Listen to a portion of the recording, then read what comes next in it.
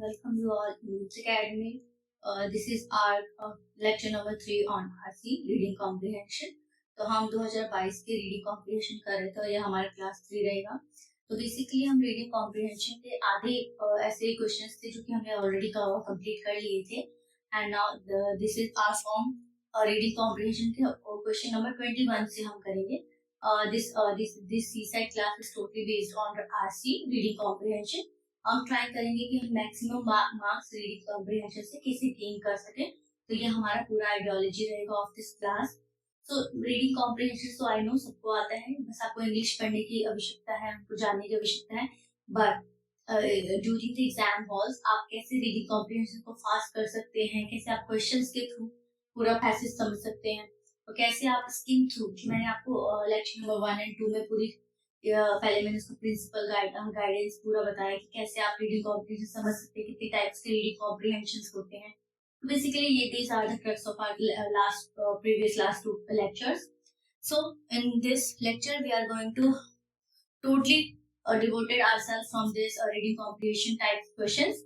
There is some theme types questions. यहाँ पर हम नरेटर का, ऑथर का टोन ऑफ द पैसेज पढ़ेंगे, क्रक्स पढ़ेंगे, फ्लोरिडी जो हमारी अलग टाइप्स ऑफ रीडिंग कॉम्प्रिहेंशन आया था वो सब भी देखेंगे.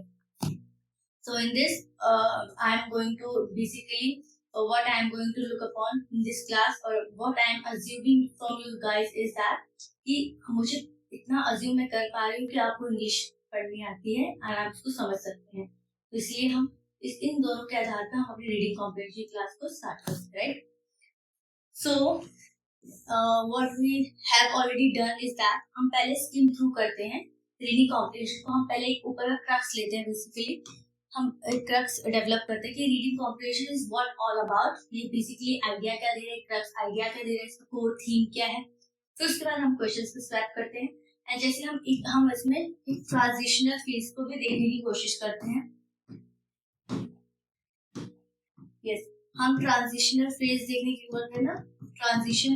तो बेसिकली हम देखते हैं कि इस पैसेज में कहाँ से हमें ट्रांजिशन वर्ड पकड़ में आ रहा है, वहीं से हमें क्वेश्चंस के आंसर्स मिलने की संभावना होती है. ठीक है, तो अभी हम स्किम थ्रू करते हैं. It is quite long passage, right. Long passage है थोड़ा सा, तो देखते हैं इसको हम कैसे कम समय में टाइम को रिड्यूस कर सकते हैं. So in some places world productivity staples such as rice, wheat reach plateaus, right. तो ऐसे चल रहा था, प्लेट्यू पे रीच कर चुका है. Neither strain nor fancy agrochemicals rising fields nor much informed suitable temperature continues to rise places unsuitable for farming. Basically farming based हमें पता चल रहा है कि कैसे temperature based conditions से कैसे farming के लिए unsuitable साबित हो रहे हैं. Application of technology can help overcome these problems. Agriculture technology changing from much what affluent Western African. Basically यहाँ पर देखिए वेस्ट में अमेरिकाज की बात होगी, तो बेसिकली इसमें हमें एक डायमेंशन देखने को मिलेगा कि कैसे हम कंपैरिजन कर रहे हैं between the developing and the developed countries, और पर से we can say Americas and the developed one. Technology developed in West are being adopted in some places to make tropical crops more productive. Technology is little used to not adopted. Developing world applies much as existing farming. देखिए यहाँ पर लिखा है developing world that applies as much farming techniques as it does to latest advance in genetic modification, extending to small holders and subsistence farmers of Africa and Asia. Best for today's agricultural practice in such simple matters as how much fertilizer to apply and manage would be greatly increase availability of the food for humanity. So would things like better roads, storage facilities to allow for the carriage of surpluses to market, reduce wastage. ठीक है, तो हमने basically एक तरह से reading comprehension पूरा पढ़ लिया. स्किम थ्रू क्या किया हमने. Let's move to the question. Question पे पता चलेगा कि क्या क्वेश्चन की डिमांड है. Based on the above passage following assumptions. Basically हम क्या assumptions ले पा रहे हैं फॉलोइंग पैसेज पढ़ के. Development of agriculture technology is confined to the developed countries. अब कन्फाइंड, ठीक है, यहाँ पर जो वर्ड है confined, basically majorly concentrated. Confined का मतलब तो ये होगा concentrated है. तो ये बोला कि development of agriculture technology is confined to the developed countries. ठीक है, अब हमारा ट्रांजिशन फेज कहाँ से देखने को मिला है. देखिए अमेरिका, यहाँ से हमें पता चलिए कि यहाँ पर डेवलपिंग कंट्रीज की और डेवलप कंट्रीज की बात हो रही है, क्योंकि यहाँ पर वेस्ट और अमेरिका की बात होगी, ठीक है। Techniques developed in the West are being adopted some places to make tropical crops more productive, ठीक है। एग्जांपल दे दिया इसमें, technologies is a little use if it is not adapted. In some developing world, that applies as much to existing farming techniques as it does to the latest advance in genetic modification. Basically ये बात हो रही है कि जो develop countries के पास technologies है वो बेसिकली अडॉप्ट की जा रही है डेवलपिंग कंट्रीज में ऑन सम वेरिएशंस, ठीक है। तो इसमें तो ऐसे कोई बात हो ही नहीं रही, पूरे पैसेज में हमें ऐसे कुछ मिला ही नहीं कि इसमें ऑथर बता रहे हो कि बेसिकली कि पूरी की पूरी टेक्नोलॉजी डेवलप कंट्रीज पे कन्फाइंड है, राइट। तो ये हमें बहुत एक्सट्रीम स्टेटमेंट लग रही है, out of the scope of the passage साबित हो रहा है, right. Next question, next statement, agriculture technology is not adopted in developing countries. Agriculture technology is not adopted in developing countries की बात हो रही है। कैसे बात हो रही है कि ये agriculture technology is adopted in developing, यहाँ पर क्या बात हो रही है, technology is of little use if it is not adapted in developing countries. That applies as much to existing farming techniques as it does to the latest advance in genetic modification. Extended to the small, ये basically यहाँ पर examples की बात करें, best for today's agriculture practices. Basically इसमें बात हो रही है कि adopt की जा रही है for the latest technologies, कैसे use कर सकते हैं for the agrochemical industries में, right? यहाँ पर ये again going beyond of the passage की बात हो रही है, ठीक है, scope of the passage। इसमें हमारा आंसर हो जाएगा neither one nor two, neither one nor two। कैसे? क्योंकि इसमें बात हो रही है कि डेवलप कंट्रीज के पास टेक्नोलॉजी है, लेकिन it is not totally confined to the develop countries, it is basically adopted by the developing countries too. If we talk about agriculture technology based agriculture technology based new advance technologies, right. तो इसमें ये भी बात हो रही है कि जब वो अडैप्ट कर रहे हैं तो ऐसे क्यों लिख के आ रहा है पैसेज में कि right, see there agriculture technology is not adopted in the development. Why it is not adopted? यहाँ पर बोल रहे हैं कि अडॉप्ट हो रही है, बट इसको हम एक सस्टेनेबल वे की तरह भी देख सकते हैं, राइट। तो यहाँ पर आंसर हो जाएगा D, neither one nor two, ठीक है। Let's move to next question of this particular passage, ठीक है। Based on the following passage assumptions की बात अगेन हो रही है। Poor countries need to bring about change in their existing farming techniques. Poor countries basically developing countries की बात हो रही है, ठीक है। Develop countries have better infrastructure and they waste less food. अभी भी बात हो रही है कि कैसे लेस फूड वेस्ट करते हैं। अब यहाँ पर क्या हो रहा है, यहाँ से पढ़ते हैं, यहाँ पर ट्रांजिशन फेज देखने को मिला था। क्या हो रही है, poor countries need to bring about change in their existing farming techniques. ये बात हो तो रही है कि डेवलप कंट्रीज हमें थोड़ी एग्रीकल्चर बेस्ड टेक्नोलॉजी से अडॉप्ट करनी चाहिए ताकि ये चेंजेस देखने को मिले, ठीक है। लेकिन ये पैसेज में कहाँ लिखा है, लेट्स फाइंड आउट, ठीक है। If the global temperature continues to rise, our application of technology can help overcome these problems. Basically ये बात हो रही है कि टेम्परेचर कैसे राइज हो रहा है, एग्रीकल्चर में कैसे दिक्कतें आ रही है। अगर हम टेक्नोलॉजी बेस्ड एग्रीकल्चर करें तो हम इससे ओवरकम कर सकते हैं इस प्रॉब्लम से, दिस प्रॉब्लम, ठीक है। Agriculture technology based changing fast, ठीक है। Much of this change is brought about by the affiliate farmers in the, और ये जो चेंजेस हो रही हैं टेम्परेचर की changes affiliate farmers of where West के होते हैं। Techniques developed in the West are being adopted in some places to make tropical crops more productive. Technology is of little use if it is not adopted. In some developing worlds, that applies as much as existing farming techniques. ठीक है, latest advance in genetic modification extend is more for subsistence farmers of Africa, Asia की बात हुई है। As of today, in such simple matters as how much fertilizer to apply and when would lead to greatly increase availability of food for humanity, ठीक है। So would things like better roads, storage facilities to allow for the carrying of surplus to market and reduce wastage. Basically यहाँ क्या बात हो रही है, poor countries, किसकी बात हो रही है, अफ्रीका एंड एशिया के फार्मर्स की बात हो रही है। Need to bring about changes in the existing farming techniques. Yes, कहाँ से लेना है, वेस्ट के एफ्लुएंट फार्मर से लेना है। एफ्लुएंट फार्मर से यहाँ पर बोल रहे हैं, affluent farmers of the West से उनको कुछ चेंजेस लेने चाहिए। एग्रीकल्चर टेक्नोलॉजी जो चेंज हो रही है फास्ट और वो बहुत ही ज्यादा प्रोडक्टिव मानी जा रही है। The develop countries have better infrastructure and they waste less food. ऐसे यहाँ पर कहीं नहीं लिखा कि उन्होंने ये बताया कि एग्रीकल्चर टेक्नोलॉजी होने के कारण उनको जो प्रॉब्लम्स देखने को मिल रही है टेम्परेचर हाई राइज हुए, क्लाइमेट चेंजेस की वजह से जो हमारे इरिगेशन की फर्टिलिटी है और यू कैन से क्रॉप की हमारी पैटर्न है वो खराब हो रहा है, उसी को टैकल करने के लिए एग्रीकल्चर बेस्ड टेक्नोलॉजी डेवलप हुई है बाय द डेवलप कंट्रीज, जैसे वेस्ट और अमेरिका के प्लेटफॉर्म के द्वारा। तो वही टेक्नोलॉजी को अगर पुअर कंट्रीज में और डेवलपिंग कंट्रीज में इंट्रोड्यूस करेंगे उससे उनको ज्यादा फायदा होगा। लेकिन यहाँ पे ऐसा कुछ नहीं बताया गया है कि डेवलप कंट्रीज कम वेस्ट करती हैं, उनका इंफ्रास्ट्रक्चर अच्छा है, ऐसा कुछ नहीं है। बस ये बताया गया है कि कैसे टेक्नोलॉजी को ट्रांसफर कर सकते हैं। ठीक है, तो ये again it is not related to the passage, it is related to the passage. ये तो वन इज करेक्ट, तो वन इज करेक्ट। बी की बात करते हैं। Again based on the following assumptions की बात हो रही है, पूरे पैसेज में असम्पशंस ही पूछे जाते हैं। जो हमने ऑलरेडी वर्ड देखा था, जो it is kind of a tongue twister for me, तो इट इज बहुत ही कम प्लेसेस में ये आपको देखने को मिलेंगे जहाँ पर ज्यादातर आपको असम्पशंस बेस मिलेंगे, इन्फ्रेंस बेस मिलेंगे, क्रक्स ऑफ द पैसेज देखने को मिलेगा, ideas of the passage, right. तो इसमें देखते हैं growing enough food for future generation will be a challenge. ठीक है, कॉर्पोरेट फार्मिंग। अब देखिए कॉर्पोरेट फार्मिंग पूरे पैसेज में हमें कहीं पे भी कॉर्पोरेट फार्मिंग का कोई जिक्र देखने को नहीं मिला है, और यहाँ पर क्यों कॉर्पोरेट फार्मिंग की बात हो रही है, पूरे पैसेज हमने पढ़े कहीं पे कॉर्पोरेट वर्ड देखने को मिला है, इसको हमें अल्टरनेटिव वर्ड देखने को मिला, तो इट इज टोटली इनकरेक्ट। ठीक है, बी इज इनकरेक्ट। ठीक है, हम यहाँ पर growing enough food for the future generation will be a challenge. अभी हमें कहाँ मिलता है ये वाला जो हमें देखने को मिलता है इस area. In some places, world productivity of staples such rice wheat has been reached to a plateau. Neither new strain nor fancy agrochemical are rising yields, nor is much unfarmed left to the suitable for both under the plough. If global temperature continue to rise, some places will become unsuitable for farming. Application technology can help overcome these problems.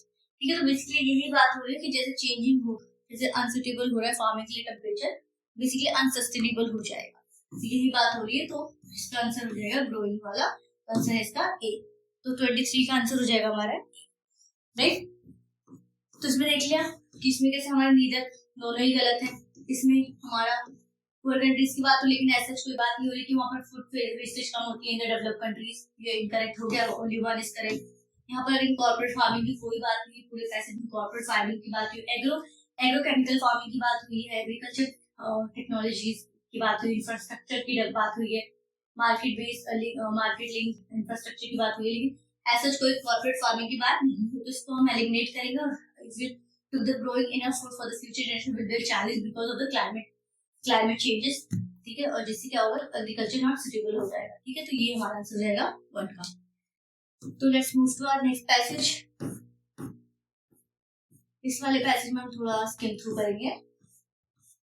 ये रहा हमारा next passage, इसमें हमारे 4 questions है और मतलब 2 passage है। ठीक है, और क्वेश्चंस भी है, क्वाइट बिग पैसेज 2। ठीक है, यहाँ पर पूरे यहाँ तक कवर है। इस पहले क्वेश्चंस पढ़ लेते हैं या स्किम थ्रू करते हैं। एक दूसरा मेथड ये भी क्या डायरेक्ट क्वेश्चंस पढ़े पैसेज में ही देख लीजिए। According to the passage, natural selection can't be anticipated future environment on the earth as, अब यहाँ पर पढ़ना पड़ेगा क्या बात हो रही है। ठीक है, अब देखिए यहाँ पर लिखते हैं नेचुरल सिलेक्शन। ठीक है, हमें डायरेक्ट लिंक मिल गया हमारे पैसेज के फर्स्ट सेंटेंस से हमें लिंक मिल गया to the first question of this passage. क्या है, natural selection can't anticipate future environment on the earth as these are the things, and let's move to this, हमें डायरेक्टली पता चल जाएगा। Natural selection can't anticipate future environment on the earth. Therefore, the set of existing organisms can never be fully prepared for the environment catastrophes that await life. An outcome of this is the extinction of those species which can't overcome environmental adversities. Basically, इस passage में ये बात हो रही है जो environmental में इतना सडनली चेंजेस, कैटास्ट्रॉफिकल चेंजेस देखने को मिल रहे हैं, वो अडॉप्टेबल नहीं है। ओनली दिस जो नेचुरल सिलेक्शंस, जो बेसिकली ऑर्गेनिज्म के नेचुरल सिलेक्शन जो इस कैटास्ट्रॉफिकल एडवर्सिटीज को झेल सकते हैं, वही सुटेबल हो जाएंगे।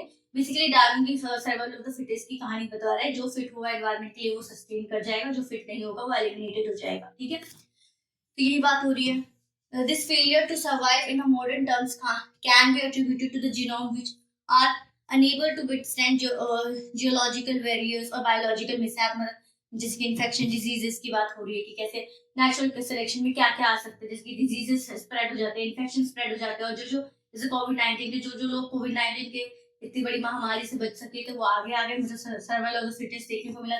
थ्रू द नेचुरल सिलेक्शन, और जो नहीं बच पाए वो परहैप्स यहाँ से एलिमिनेट हो गए। ये एज एग्जाम्पल हम दे सकते हैं। In biological evolution of the earth, extension of species has been a major feature. Basically बात हो रही है कि extension of the species is the fact of the this earth. यहाँ पर जो भी आएगा वो लास्ट में जाएगा ही, जो जो सस्टेन नहीं कर पाएगा according to the environment catastrophical nature. तो वही बात हो रही है, मेजर फीचर है अर्थ में presently have up to 10 million species, that more than 90% of the species that have ever lived on the earth are now extinct। मतलब 10 मिलियन स्पीशीज है, उसमें से भी 90% ऑलरेडी एक्सटिंक्ट हो चुकी है, मतलब 10% आर इज रिमेनिंग। 10% रिमेनिंग है, उसमें से 90% अभी तक एक्सटिंक्ट हो चुकी है। ठीक है, once again the creationist doctrine. Creationist doctrine का मतलब यहाँ पे क्या हो रहा है, जैसे हम अपना, जैसे कि हमारे भगवान होते हैं कि हमें भगवान ने बनाया है। एडम की कहानी सुनेंगे, हवा आदम की कहानी, ठीक है। तो बोलते हैं 2 लोगों को बनाया गया था थ्रू द जीसस क्राइस्ट। वैसे हमारी हिंदू रिलीजन में भी बात होती है कि कैसे भगवान ने आके इंसान को बनाया था, उसने अपना रिप्रोडक्शन करके पूरी कम्युनिटी हुई। तो ये हमारे क्रिएशनिस्ट आइडियाज है। तो वर्णा सिस्टम में आप देखेंगे कि ब्रह्मास के शोल्डर से कास्ट डिवीजन, ये kind of the this is the example of the creationist doctrine fail to satisfactorily address why a divine creation will firstly bother to create million of species and then allow them to perish। तो basically ये जो क्रिएशनिस्ट doctrine है, ये अभी तक सर्टिफिकेटली answer नहीं दे पाया कि पहले तो गॉड हमें मिलियन ऑफ स्पीशीज को बना रहे हैं, देन बाद में उन्हीं को ही मार रहे हैं, ये ऐसा क्यों कर रहे हैं। तो ये बात हो रही है। अदर डार्विनियम, ठीक है, मैंने वहीं पे लिंक कर दिया था पहले। Darwinian explanation of the extinct life is once again simple, elegant, and at once convincing। Organisms go basically वो simple अपने explanation देता है डार्विन कि organism go extinct as a function of the environmental or biological assault for which their inheritance leaves them ill-equipped। जो ill-equipped inheritance लेके आया इस environment को, basically वो extinct हो जाएगा। अगर जो well equipped environment changes को sustain कर पाएगा, वो sustain नहीं होगा, sustain होगा। Therefore, the so-called Darwin theory of evolution is not just a theory at all. Evolution happens. This is a fact। इसलिए जो डार्विन ने थ्योरी दी एवोल्यूशन की, वो एक बेसिकली थ्योरी नहीं है, उन्होंने एक फैक्ट बताया कि इवोल्यूशन होगा ही। ठीक है, mechanism of evolution। Darwin proposed natural selection is applied supported by the scientific data। Indeed, to a data, no single geological, botanical, geological, paleontological, genetic or physical evidence has refuted either of the central 2 main Darwin ideas। If religion is not taken into consideration, वही बात religion का angle आ गया। हमने वही बोला जो हमने देखा कि हमें भगवान ने बनाया, basically not into the consideration। Darwinism law are acceptable, just like the law proposed by Galileo, Newton, and Einstein। set of natural laws that explain natural phenomena in the universe। Basically ये बात हो रही है कि अगर हम religion के perspective को ना ले, हम ये ना माने कि क्रिएशनिस्ट जो डॉक्ट्राइन है कि भगवान ने हमें बनाया है, हमारी व्हाटएवर द गॉड इज ने हमें क्रिएट किया है, उसको हम ना ले, तो डार्विन का आइडिया एक फैक्ट है। जैसे कि हम गैलीलियो की, न्यूटन के लॉज को मानते हैं, हम डार्विन के लॉज को भी इजीली एक्सेप्ट कर पाएंगे। तो ये क्रक्स ऑफ द पूरा पैसेज था।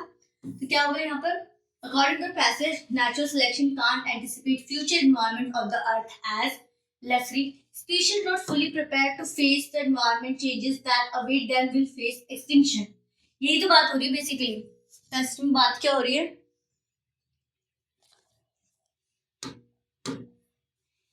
कि स्पीशीज नॉट फुली प्रिपेयर्ड, जो स्पीशीज फुली प्रिपेयर्ड नहीं होगी to face the environment changes that wait them will face extinction. यहीं पे हमने कुछ बात की है कि इल इक्विप्ड ऑर्गेनिजम्स जो होते हैं वो एक्सटिंक्ट हो रहा है। Explanation of extinct life is once again simple. बात करें कि जो बेसिकली कहाँ पर हमने पढ़ा था, जियोलॉजिकल वेरिफिकेशन, बायोलॉजिकल मिस्टेक्स, जो एनवायरमेंटल एडवर्सिटीज को ओवरकम नहीं कर पाएगा वो एक्सटिंक्ट हो जाएगा, यही बात हो रही थी। ठीक है, all the existing species would get extinct as their genome will not withstand biological mishaps।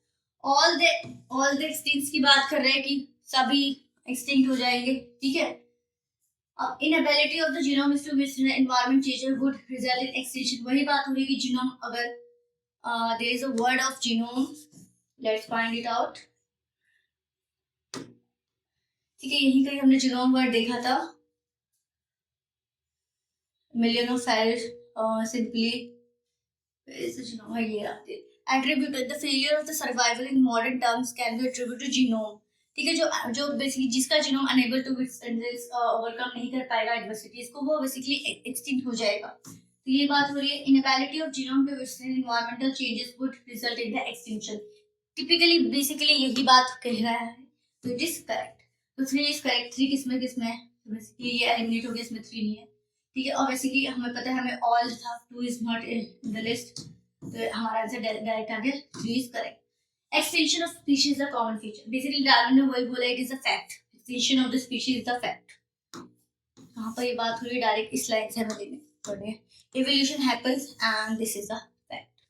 तो ये हमारा आंसर निकल गया इसका सी। हमने कैसे एलिमिनेट किया, ठीक है, क्योंकि यहाँ पर ऑल बात हो रही है, सब लोग नहीं मारे जाएंगे, बस वही लोग मारे जाएंगे जो जिसका जीनोम जो वेल इक्विप्ड नहीं होगा, इल इक्विप्ड लोग होंगे, जिनकी बेसिकली एडवर्सिटीज को हैंडल करने वाला ना क्षमता होगी, वो बेसिकली एक्सटिंक्ट हो जाएंगे, which is also called as not fittest for the survival in this climatic changes। ठीक है, the passage suggests that Darwinism theory of evolution is not a theory at all because it does not certify the creationist doctrine। Extinction is a function of the environment and biological assaults। ठीक है, basically बात भी हो रही थी, ठीक है, and there is no evidence to refuse it. ऐसा तो कुछ नहीं है, एविडेंस तो है यहाँ पर। Extension of the organism attribute to the creation, ऐसा कुछ नहीं है। क्या बात हो रही है, Darwinism theory of evolution is not a theory at all because कहां पर हूं, therefore the so called Darwinian theory of evolution is not a theory at all, evolution happened, this is a fact। ये बोल रहा है, तो it does not justify the creationist doctrine. नहीं, ये बोल रहा है अगर गॉड नहीं होते, अगर रिलीजन नहीं होता, तो हम उसको लॉ मान लेते। ऐसा कुछ नहीं है कि उसने सेटिस्फैक्टरी आंसर नहीं दिया था। Extinction is a function of the environment and biological assault. यही तो बात हो रही है ना, बायोलॉजिकल मिसहैप्स की बात हो रही है यहाँ पर। ठीक है, एक ये हो गया, और क्या, एक्सटिंक्शन ऑफ द फंक्शन, यही तो वाला evolution happen, this is a fact. ठीक है, इवोल्यूशन मैकेनिज्म ऑफ इवोल्यूशन की बात होगी, तो ये भी है, डायरेक्ट इससे लिंक्ड हो रहा था। ये 32 का हो गया।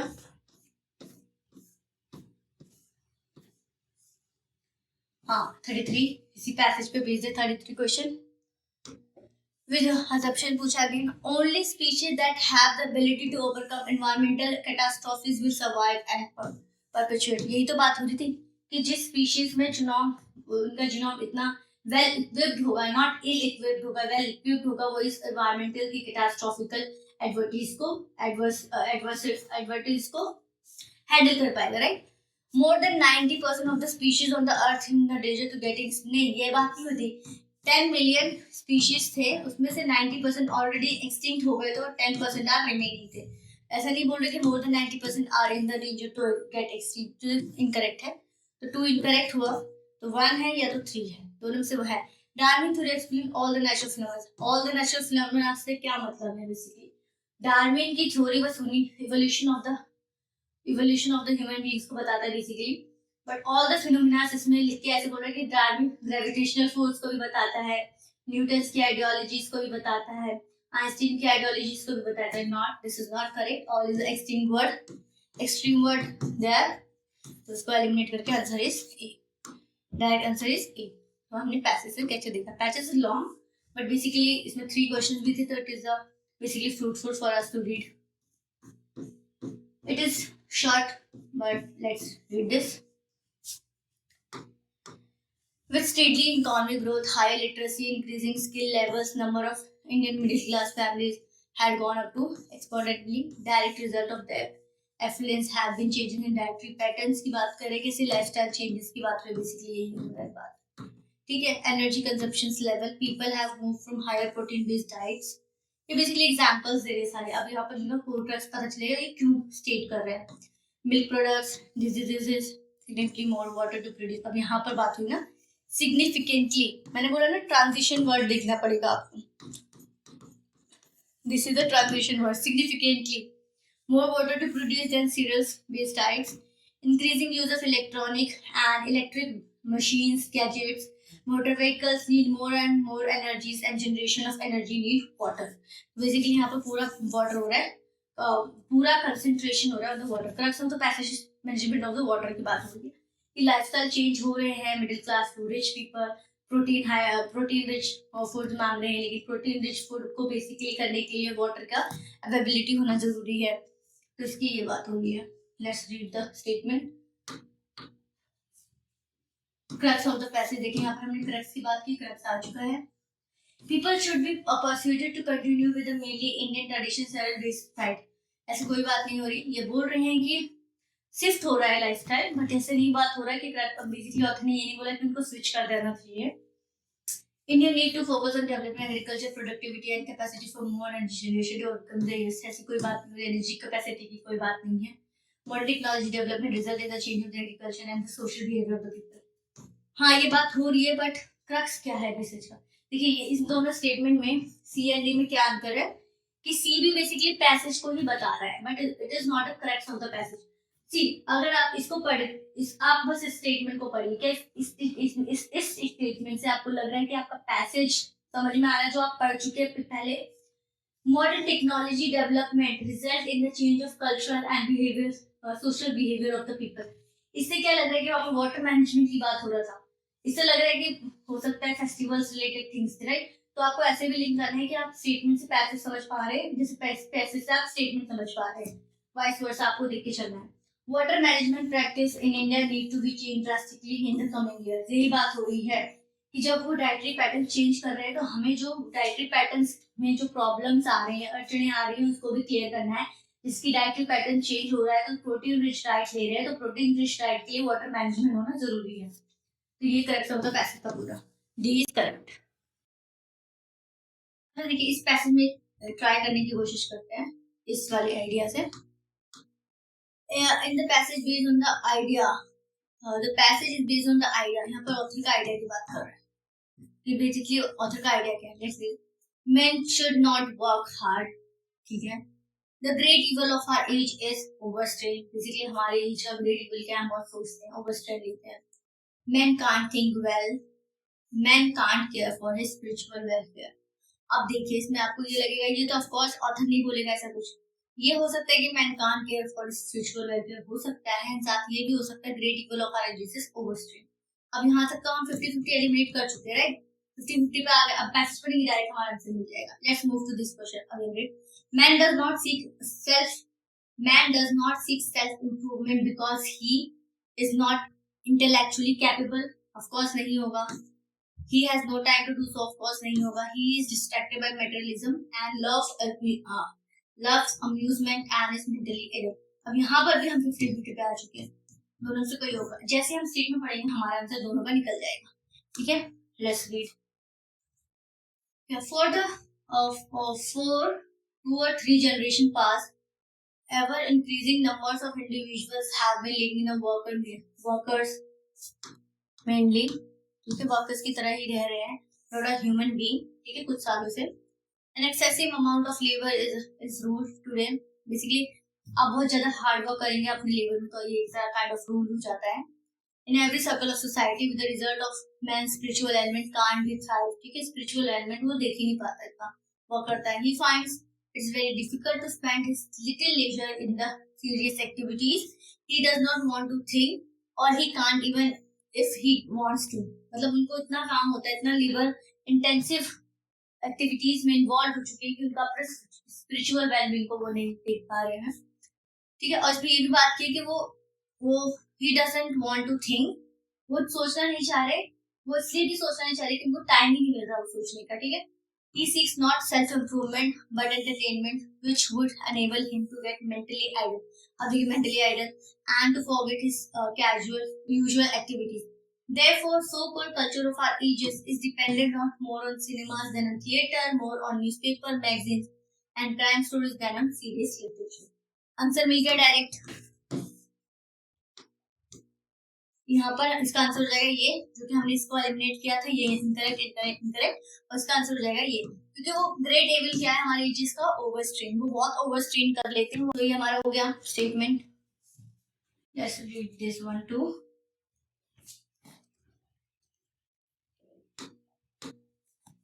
डेमोग्राफिक डिविडेंड सबको पता है, डेमोग्राफिक डिविडेंड जीएस से पढ़ के आए हैं, बट जीएस की नॉलेज नॉट नहीं लगानी है यहाँ पे, totally big no. You don't have to use your GS knowledge in this. You don't come with preconceived ideas while reading the passage. Right? आपको basically neutral रहना है, कुछ नहीं सोचना, बस पैसेज को सोच के पढ़ के सोच पाना है. ठीक है, तो has begun demographic dividend has begun. India is expected to last another few decades in a great window of opportunities. ठीक है, demographic dividend is basically a swelling in the working age population. ठीक है, basically ये बात हुई, पहले younger age आ रही है, फिर वर्किंग एज ग्रुप्स आ रहे हैं, एंड बाद में हमारी ओल्ड एज ग्रुप्स आ रही है. तो यहाँ पर जो वर्किंग एज ग्रुप्स है वो देखने को मिल रही है. ठीक है, means that the relative ratio of very young and a very old will for a while be on a decline. की बात हो रही है कि जो रेशियो होगा very young and very poor का, वो डिक्लाइन रहेगा. Let me highlight again. Demographic dividend की बात हो रही है, एंड देन इसका रिलेटिव रेशियो है जो वेरी यंग और वेरी पुअर का है, वो भी डिक्लाइन होगा फॉर अ व्हाइल. ठीक है, from experience of the island and China we know that this can be a source of energy and an engine of economic growth. ठीक है, जैसे हमारा डेमोग्राफिक डिविडेंड देखने को मिलेगा, जहाँ पर हमारी वर्किंग एज पॉपुलेशन है, वो क्या करेगी, बेसिकली इकोनॉमिक ग्रोथ को बूस्ट करेगी, सोर्स ऑफ एनर्जी की तरह, जो कि आयरलैंड और चाइना के केस स्टडी से पता चल रहा है. The demographic dividend tend to raise a nation's saving rate. अब ये जो हमारी इकोनॉमिक ग्रोथ है कैसे आएगी, क्योंकि जो वर्किंग एज है वो मोर सेविंग ओरिएंटेड अप्रोच लेके चलती है. ठीक है, since any nation it is a working age population that is main savior. वही बात हुई, वर्किंग एज पॉपुलेशन जो कि मेन सेवियर की तरह काम करता है. And since the saving rate is an important driver of growth. अब वही सेविंग रेट है इम्पोर्टेंट ड्राइवर ऑफ ग्रोथ है, इकोनॉमिक ग्रोथ का. ठीक है, this would help alleviate growth rate. वहीं से ग्रोथ रेट हमारा एलिवेट हो जाएगा, जिससे हमारी इकोनॉमिक ग्रोथ भी देखने को मिलेगी. However, benefits of the demographic dividend depend on the. अब ये जो बेनिफिट्स हैं डेमोग्राफिक डिविडेंड की, कहाँ depend on the quality of working age population. ठीक है, अब ये भी डिपेंड करे कि आपकी वर्किंग एज तो है, लेकिन ये भी डिपेंड करे कि वर्किंग एज के बाद स्किल्स कितना है. अगर working age not that much skilled, तो वहां पर आपका जो ये जो effective and efficient economic growth देखने को नहीं मिलेगा. ठीक है, इसीलिए and this implies bringing back to the importance of education, acquisition of skills and human capitals की बात करें, ह्यूमन एज अ रिसोर्स की बात करें, ह्यूमन एज अ कैपिटल की बात हो रही है. ठीक है, तो यहाँ बेसिकली ये बात हो रही है कि वर्किंग एज ग्रुप है एट द लास्ट आपके पास है, लेकिन वो तभी एफिलेंट हो पाएगी, तभी इफेक्टिव हो पाएगी for the economic growth of the nation, जब वो स्किल्ड होगी. और वो स्किल्ड कैसे होगी, back to the idea of education, skill development, human capital, ये सब की आइडियाज होगी. तो लिंक है पूरी कहानी. Let me make a flow chart for you. Why it is being stuck? I have to reload it. Oh, again it is stuck.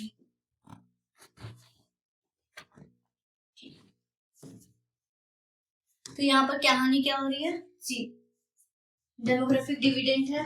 ठीक है, रिलेटिव रेशियो है हमारा, जो यंग एज है एंड जो ओल्ड एज है वो डिक्लाइन में आ गया. ये पूरी एक कहानी है, ठीक है, इसको अलग रखते हैं. अब दूसरी कहानी क्या आ रही है, वर्किंग एज है. ठीक है, जो कि मेन सेवियर की तरह काम करता है. सेविंग बेसिकली ग्रोथ के लिए इंपॉर्टेंट है, और ग्रोथ क्या लीड करेगी, इकोनॉमिक ग्रोथ. अब जो वर्किंग एज है, क्यों, तब जाके ये इकोनॉमिक ग्रोथ लाएगी जब इसके पास स्किल्ड होंगे, ये लोग स्किल्ड होंगे, इफेक्टिव होंगे. अगर ये इफेक्टिव नहीं होंगे, माइनस में होंगे, तो ये इकोनॉमिक ग्रोथ देखने को नहीं मिलेगा. और ये स्किल्ड और इफेक्टिव कैसे बनाए जाएंगे, एजुकेशन से, ह्यूमन कैपिटल से. ठीक है, और you can say skills development से. तो ये पूरी कहानी है इसकी. ठीक है, अब क्वेश्चंस की तरफ मूव करते हैं. कौन सा क्वेश्चन नंबर 43. ठीक है, which of the following invariably मतलब होगा ही. ठीक है, होगा ही happens in a country when demographic dividend has begun to operate. ठीक है, number of illiterate people will decrease. ऐसा कोई बात नहीं है कि डेमोग्राफिक डिविडेंड होगा तो नंबर ऑफ पीपल विल. हाँ, यहाँ पर बात हुई थी कि एजुकेशन होगा. जब वर्किंग एज को आपको इफेक्टिव बनाना है तो उसके लिए उनको एजुकेशन की जरूरत है, ह्यूमन कैपिटल की जरूरत है, स्किल्स की जरूरत है. बट इसका ये नहीं है कि इलिटरेट पीपल विल डिक्रीज ही हो जाएंगे. ठीक है, the ratio of very young and very young will be decrease. Basically decrease मतलब डिक्लाइन, हमने बात भी की थी. Let me go back to the passage. यहाँ पर बेसिकली पूरा का पूरा ये स्टेटमेंट यहाँ पर कॉपी पेस्ट हो गया है और इट इज ओके, ये है here for a while decline. तो क्या है, relative ratio for very young and very old for a while decline. यही बात हो रही है स्टेटमेंट 2 में, ठीक है। तो स्टेटमेंट 2 में यही बात हो रही है कि रेशियो वेरी ओल्ड का और वेरी यंग का डिक्लाइन होगा फॉर अ व्हाइल। तो ये करेक्ट है। और ये करेक्ट क्यों नहीं है, अगर हम बात करें 1 क्यों नहीं करेक्ट है, number of illiterate people will decrease, ठीक है। अगर डेमोग्राफिक डिविडेंड होगा, ठीक है, हमें पता है डेमोग्राफिक डिविडेंड है, उससे हमारी वर्किंग एज आएगी, उससे हमारी इकोनॉमिक ग्रोथ एंड ग्रोथ देखने को मिलेगा। बट ये सेकेंडरी फैक्टर है कि इनको एजुकेशन भी चाहिए अगर इसको इफेक्टिव बनाना है तो, ठीक है। ऐसा नहीं बोल रहा कि डेमोग्राफिक डिविडेंड में आपको बेसिकली इलिटरेसी डिक्लाइन हो जाएगी। हो सकता है वर्किंग एज पॉपुलेशन ऑलरेडी और अच्छे लिटरेसी लेवल पे है। अगर आप जापान की बात करें, आइलैंड की, सिंगापुर की बात करें, राइट, तो ये इनकरेक्ट हो जाएगा। 1 इनकरेक्ट हो गया, 2 is correct. Population growth rate will decrease, stabilize, ऐसी कोई बात नहीं हो रही, stabilization balance of the population की कोई बात नहीं है, ठीक है। तो B is the correct statement of 23। अब इस पे देखते हैं नेक्स्ट क्वेश्चन कौन सा है। ये हमारा next question, which of the passage inference की बात है, basically inference kind of the conclusion or assumption is kind of the idea जो you are getting from the passage. We already discussed about all these things in our lecture number 1. If you know, if you want to know the difference between the assumptions, clause, ideas, central ideas, and the inferences, you go back to the lecture number 1, right? Demographic dividend is an essential condition. यहाँ पर देखिए word आ गया essential condition for a country to rapidly increase its economic growth rate. It is one of the essential conditions. It is not only essential condition. आप economic growth rate को technology advancement से भी growth कर सकते हैं। You can basically आप economic growth कैसे ला सकते हैं अपने नेशन में, और भी तरीके से ला सकते हैं। एक्सपोर्ट इंपोर्ट्स का बैलेंस ऑफ पेमेंट की तरीके से ला सकते हैं, राइट। और आप कहाँ से ला सकते हैं, टेक्नोलॉजी एडवांसमेंट से ला सकते हैं। It is one of the factor, it is not one of the essential condition, but is not the only, ठीक है। तो यहाँ पर बात हुई इट इज एसेंशियल कंडीशन, और बस बेसिकली पैसेज में भी वैसे कोई बात नहीं हुई। It is a essential condition to make the country economically wealthy, ठीक है।